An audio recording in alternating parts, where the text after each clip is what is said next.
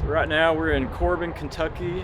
We're here for TEDx Corbin talk, first TEDx in Eastern Kentucky that I'm aware of. And I got roped into giving one of the talks here. So here in an hour and a half or so, I'll be talking a little bit about a CBD hemp startup in Eastern Kentucky. So next up, we have Nathan Hall. Nathan Hall is a 10th generation Appalachian. He is an agricultural entrepreneur. He has co-founded a CBD hemp company called Pine Mountain Remedies, and I look forward to hearing about him. Let's welcome Nathan to the stage.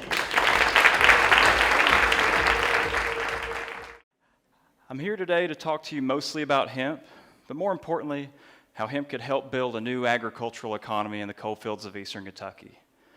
I don't think it's the end-all be-all for addressing the region's economic woes, but I think it could play a significant role.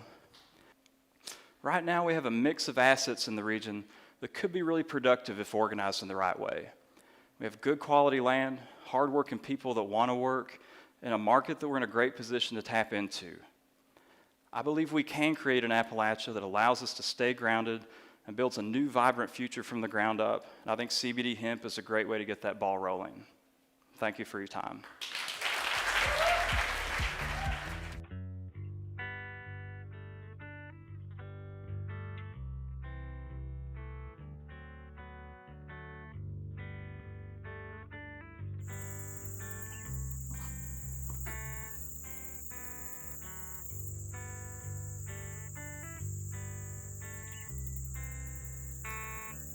My family's been in the mountains of eastern Kentucky and central Appalachia for about 10 generations.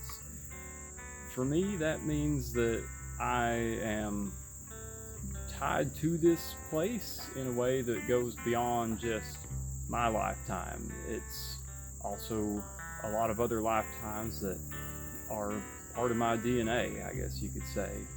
And I feel like that's part of who I am.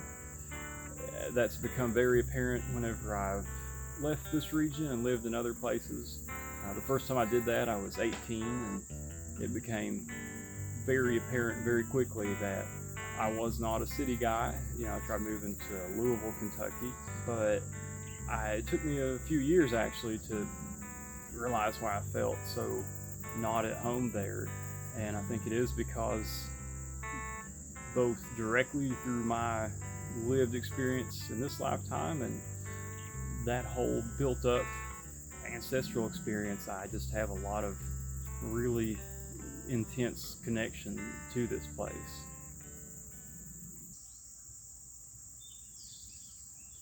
So I decided to work as an underground coal miner for a while in my early 20s, really at the tail end of my time in Louisville, Kentucky. But I knew I wanted to leave Louisville. I knew I wanted to be back in the mountains, but I didn't know how I'd be able to support myself and work on some of the ideas I was really interested in. And even back then, I was already really interested in sustainable agriculture and renewable energy. I was 21, 22 at the time, and I wanted to start a goat dairy combined with the biodiesel business. I'd researched a lot.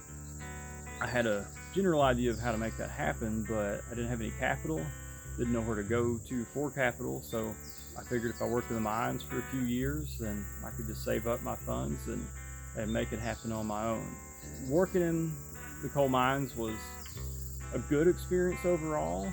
I really didn't mind the work. It was very hard work. You start out kind of as a grunt, or what they call out by. That really means that you're mostly hand shoveling coal and coal sludge out from underneath the conveyor belt so it doesn't build up and cause friction and then a fire. I wanted to stick around long enough to be a mine emergency technician and electrician, but I was being just constantly harassed by my grandparents, especially, to get out of the mines because they grew up in a time when the mines were much, much more dangerous, and they were just convinced that I was going to lose my life in a rock fall or an explosion, and that I really needed to go to college and give college a chance. And so, after several months working underground, I finally said, okay, I don't want to stress you all out anymore, so I ended up going to Berea College in central Kentucky. I eventually also ended up going to Yale, both to the School of Management and the School of Forestry and Environmental Studies for a joint master's degree program. I felt like if I went to grad school, especially somewhere like Yale, that I'd be able to build up my chops to understand better how to get the financial reserves put together to do bigger scale projects in the region. I think what's so appealing about hemp to me is the fact that it makes more sense to grow it organically than not. Other crops, corn, soybeans, etc., they've had a whole industry built around them to make it easier to grow them non-organically with synthetic pesticides and fertilizers, etc.